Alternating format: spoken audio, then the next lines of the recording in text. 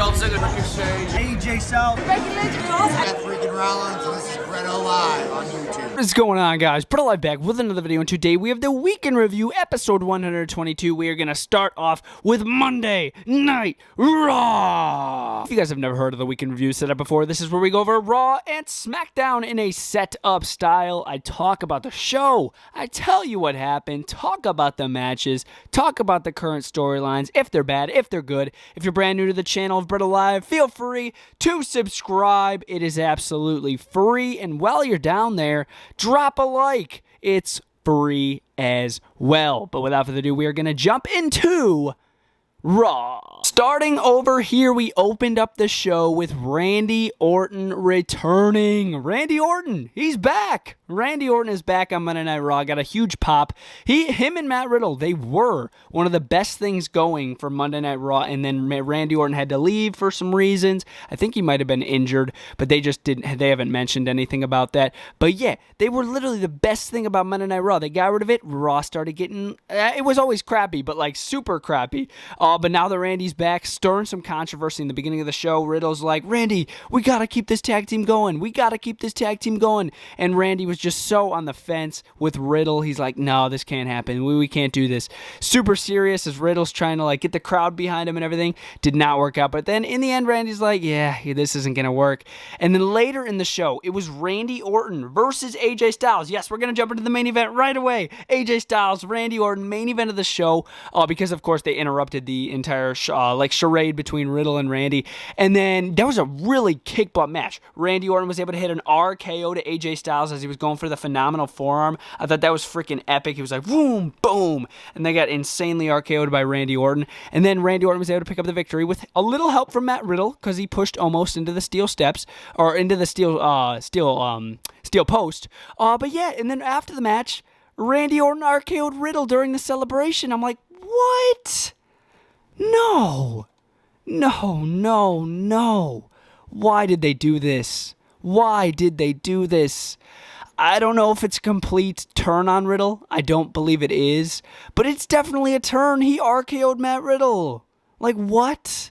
I was not the biggest fan of that.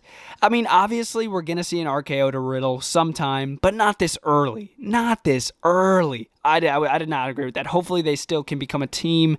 But, dude, I don't know. I wasn't a fan of that. Moving over here, another thing I wasn't a fan of, it was Alexa Bliss versus Doudrop in a one-on-one match. This match was nothing special whatsoever. But, of course, in the end, Lily was the ultimate I guess, thing to help Alexa Bliss pick up the victory. I guess they still did an animation to the eye of Lily, and then that scared Doudrop, and then Alexa Bliss was able to pin her. I'm like, yeah, this was kind of stupid. And then they just rubbed it in Eva Marie's face. I was like, that was kind of dumb. Super bad, in my opinion. Elias. Yes, Elias. He pops up on the screen, one of these out-of-location promos, and he's like, Elias, Walk with Elias is dead, and then throws his guitar into the fire. I'm like, what? No way. So I guess Elias is going to have something new going on here for Monday Night Raw. Honestly, I think that this could be his ultimate demise. I think getting rid of this like OG Elias, Walk with Elias character, I think that's really going to ruin him. But you never know. They could have some big plans, and it could turn out pretty good. You never know. Moving over here, it was Nikki Cross versus Rhea Ripley, one-on-one match. The match itself was just okay. Some good moments here and there. But then later in the match, Charlotte, she just walks into the ring and just causes a disqualification. I'm like, what? Come on, man. Ruining a completely good match. Obviously, I wasn't expecting a winner because obviously we're going to be getting a triple threat match soon between Nikki Cross, Rhea Ripley, and Charlotte. So why would they try to make anybody look good? Keep us thinking for SummerSlam. I kind of like the concept there. But as far as the ending goes with Charlotte, it was just so stupid. And then she's like, yeah, I'm still the best and this and that and this. It's just so typical. So typical Charlotte crap. It's just so garbage. So just worn out. out. I don't even know what to say. Moving over here, it was MVP and Bobby Lashley coming out, basically saying nothing different compared to what they have been saying. They come out, basically just said what they said last week. They're going to end Goldberg's career. What happened with his son was unprovoked, and Goldberg speared him for no reason. Obviously not. And yeah, they just said how they're going to end Goldberg's career at SummerSlam. But yeah, that match is confirmed. But yeah, that was kind of lame. Oh yeah, that is just so sad. Oh my gosh. Moving over here, it was Damien Priest versus John Morrison in a one-on-one match. This was insane because Damien Priest confronted The Miz outside of the ring, and Miz got so terrified that he hopped out of his wheelchair, miraculously getting uninjured. No, Miz, he was injured, but he was never injured for that long. As long as they said, because he hopped right out of his chair and ran away like a coward. So he was never injured for the past couple weeks, I would assume. But yeah, and then Damien Priest, he wrecked John Morrison with the hit the lights, which was a sick maneuver, by the way. And then that made Priest look pretty good. And then before that, we saw a match between Sheamus and Ricochet one-on-one. And this was another not half bad match, I'm not going to lie.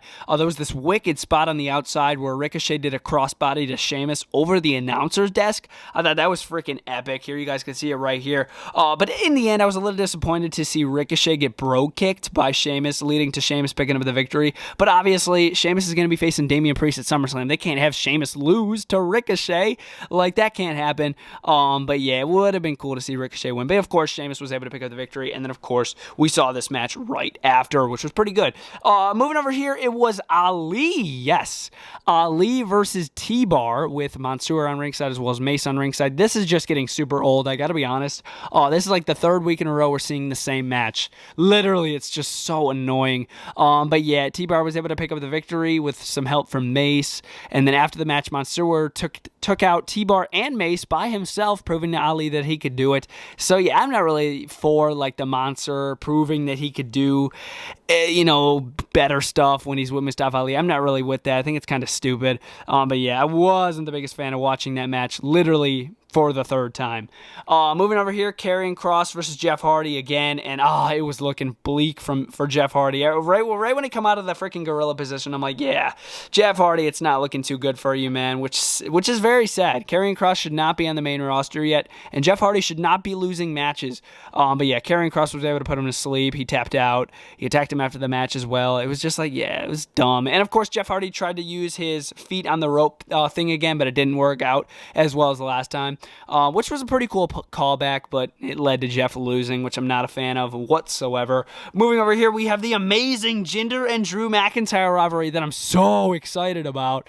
Obviously sarcasm. This match, well, actually it was Baron Corbin coming over to Raw for the Brand to Brand Invitational. I guess 4 superstars a year can go to different brands, like accordingly, which was kind of dumb. But yeah, Corbin come over. He's like, Drew, give me a chance. 3, 2, 1, Claymore.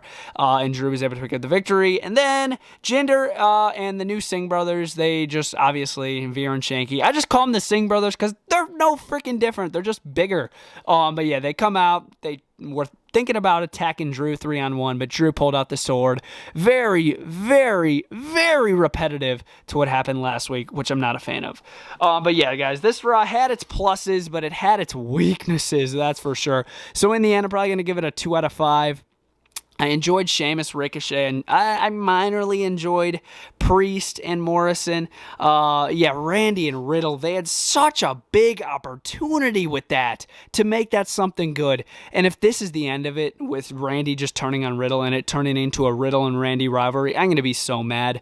But yeah, guys, that was Monday Night Raw, 2 out of 5. And now we're going to jump into SmackDown. Continuing the weekend review here with SmackDown, we are going to jump right in. What a great show. I got to start off by saying what a great show. We opened up the show with John Cena's entrance music. He popped out right into the arena, and I thought right away, I'm like, are they going to give us a John Cena and Roman Reigns promo? Like we saw a couple years back, one of my favorite promos of all time, by the way, when they did it. I believe it might have been back in 2018, maybe 2017. But it was amazing, and nothing, like literally, they nailed it ×2 the second go around here with SmackDown.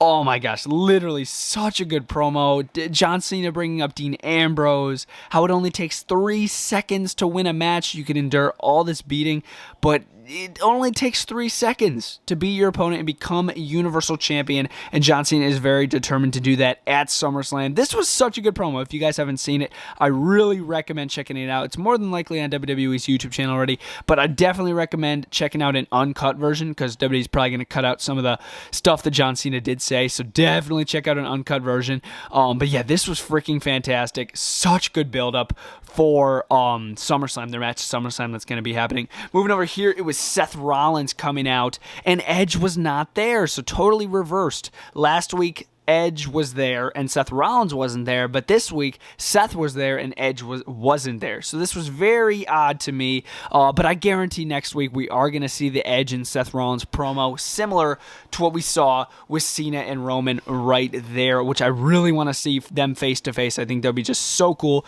seeing Edge look into the eyes of Seth and vice versa. But yeah, this was a really good promo. Seth Rollins bringing up about how he's done everything that Edge has done in the past, but better.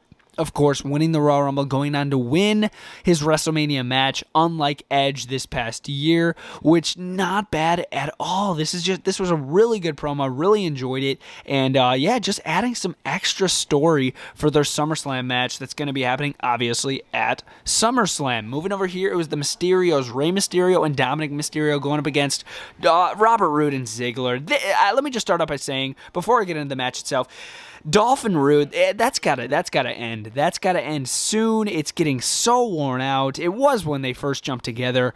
Just Roode needs to be single by himself as a heel. Ziggler needs to be single by himself as a face. Just end this. It never worked when they were champions. It's not working now.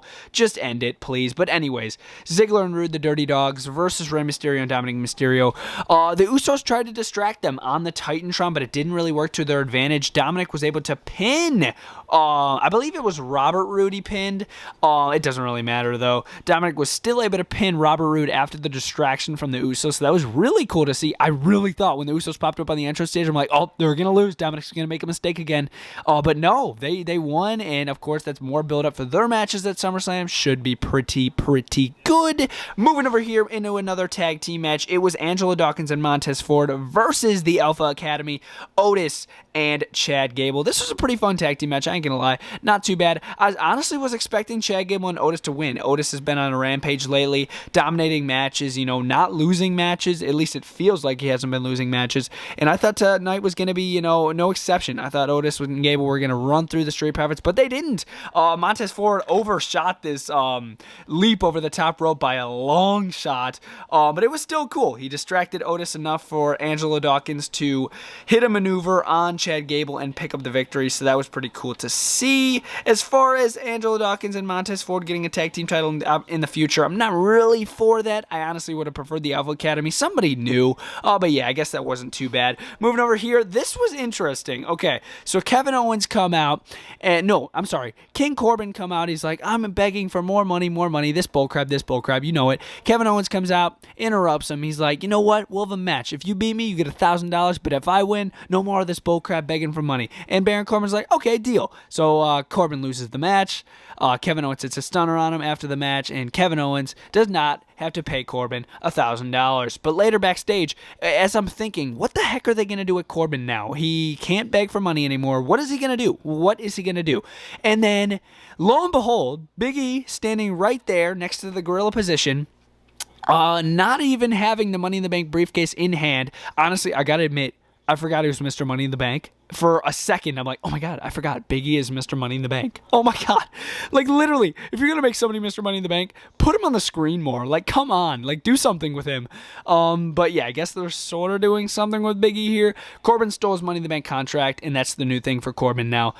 Big E's obviously going to end up getting that crap back, obviously. But yeah, I'm not really the biggest fan of that. I mean, it's interesting, but not really the biggest fan of it. Moving over here, this was a big shocker. Shinsuke Nakamura, Apollo Crews, Intercontinental Championship on the line. Really fun match. I really enjoyed this. I was really expecting Commander Aziz to be the distraction, Apollo Crews to retain like they've been doing for the past couple months. But no! Commander Aziz was kicked off ringside as well as Rick Boogs, which was insane to see. And then Shinsuke Nakamura later in the match was able to hit a Kinshasa kick to Apollo Crews and pick up the victory. I'm like, what the crap just happened? I was not expecting Apollo Crews to lose. But yeah, Shinsuke's the brand new Intercontinental Champion. He technically he's the one that debuted that Intercontinental Intercontinental Championship with Sami Zayn. So that's pretty cool to see him get his title that he re-debuted the design of back. So that's pretty cool. But yeah, not a bad match. It's cool to see somebody other than Apollo Crews be IC champ. Apollo Crews IC title run, it was all right. Not the most entertaining thing of all time. But yeah, that wasn't bad. Interested to see what Shinsuke's going to do different now being king and holding more gold, being the Intercontinental title. Very cool. Moving over here, it was the main thing of the show, if you will, the main promo of the show. It was a contract signing. Sasha Banks, Bianca Belair for SummerSlam. Before Sasha signs the contract, she says, I brought backup or something. She said something like that. And then Selena Vega and freaking Carmella come out. I was like, wait, what? Since when is Carmella and Selena Vega on Sasha Banks' side? Since when? So that was just completely out of left field for me. I'm like, no way. So they help Sasha Banks take down Bianca Belair, and then it just ends with Sasha locking in the what's its name, the bank statement on Bianca Belair. I'm like, this is stupid. So it was a stupid way to end the show, in my opinion. Just super lame. But as far as everything else goes, I thought everything else was pretty freaking good. I'm definitely gonna give this show a solid freaking. I'm honestly gonna give it a 4 out of 5. I thought it was a really solid show. Kept me entertained most of the time, except for the ending. Again, garbage contract signing. But yes, guys, that has been the weekend review setup, and I really hope you guys enjoyed. BrettO Live out.